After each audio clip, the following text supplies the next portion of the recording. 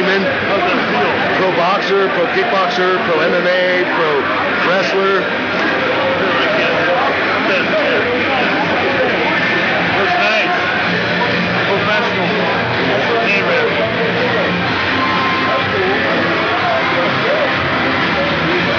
We just think, we was doing this in like 1999, when I first started, and I didn't expect to be wrapping your boys' hands down. This was amazing. Yeah, that's right, huh? Yeah. Yeah, you're only 4 or 5 years old when we started. That's amazing. And now you're wrapping his hands.